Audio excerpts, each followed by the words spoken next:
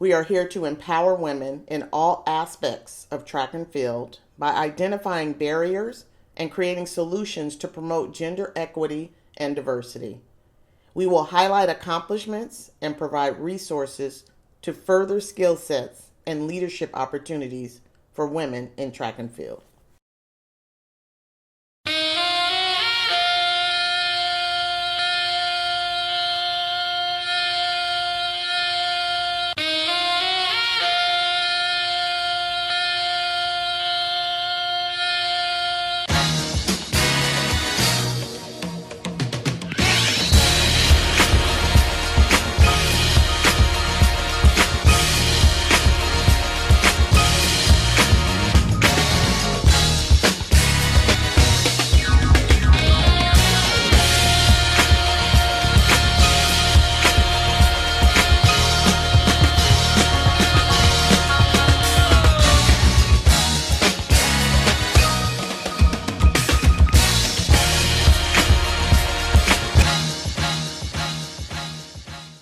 We are so inspired when watching the Paralympics as the athletes perform greatness while living with a disability. But what are para-athletics? Terminology, and that's the first thing that takes everybody's breath away, like what should I say? Basically, if you have a physical disability and you don't have any cognitive issues, mainly that's your para-athletics. When it comes to Special Olympics, those athletes have cognitive issues mostly, but they also can have physical.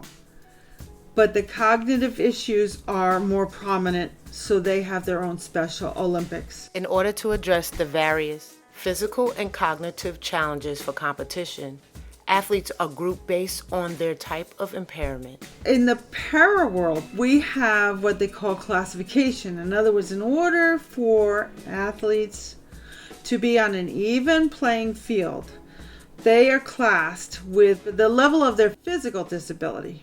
Although some athletes are born with their disabilities, others may have encountered different circumstances.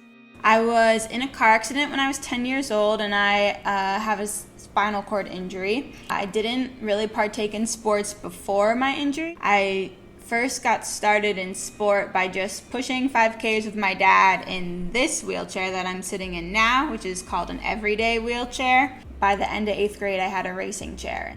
Most officials and coaches that are involved in para-athletics usually have a story of personal beginnings. So Joey's challenge was he was born with Spina Bifida. He has no use of his legs at all.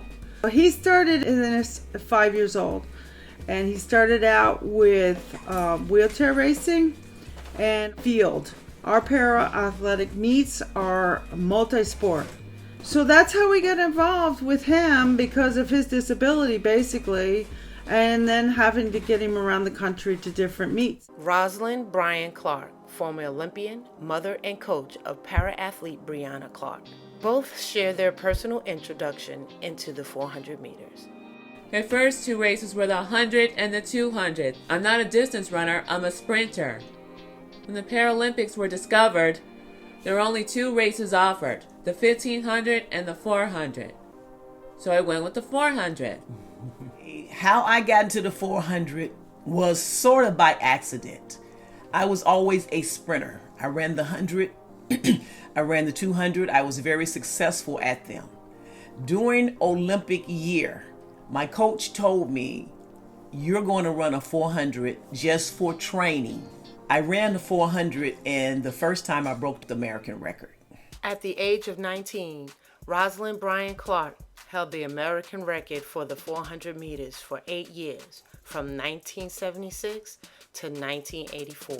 She went on to compete in the 1976 Olympic Games, where she placed 5th in the 400 meters, and she won a silver medal with the women's 4x400 meter relay.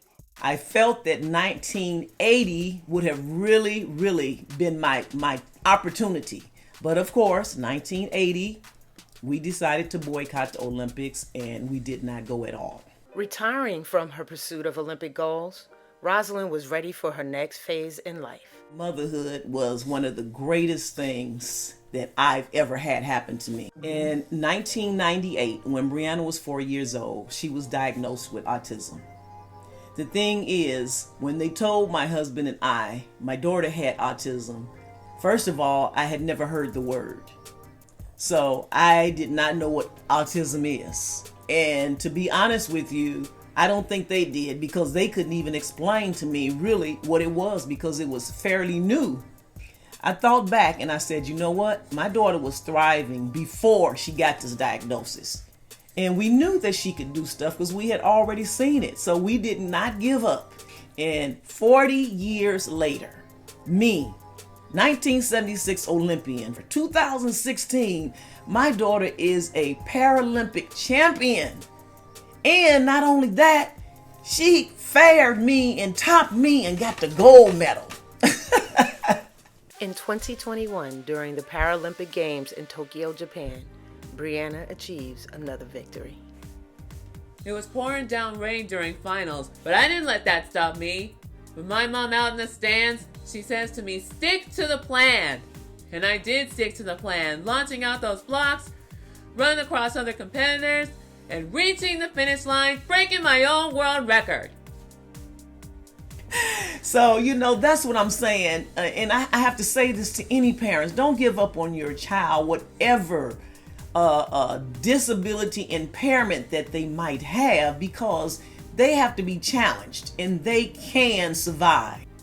Well, now that you mention it, my future goal is to train and win my third gold medal for Paris 2024.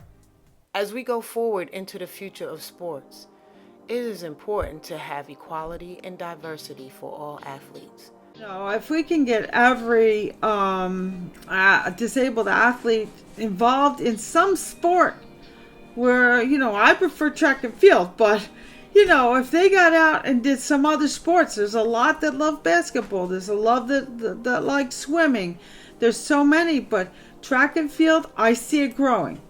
I see it growing because USATF youth is now involved and it's starting to expand. I think that it's just an open door, and hope I'm around to see it get as far as it can go. That would be great, because there's a lot of people that do a lot of work to get this going, and a lot of them are women. The women athletes have been phenomenal.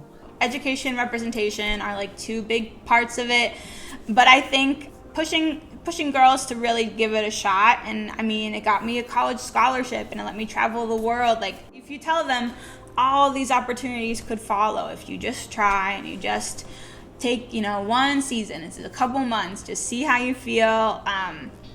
Really just pushing involvement is a really key part in growing the women's field for adaptive athletics. Here are some words of wisdom from Breanna Clark. You always have to remember these two things. Make that 3. First thing is to keep the faith. Second thing is, whenever things don't go your way, especially in sport like track and field, remember this. Sometimes you win, sometimes you learn. Last thing is, even when you're born with a disability like me with autism, and when people kind of doubt you thinking you can't do certain things in life, you prove to them that you can with these words. Never say can't, because you can.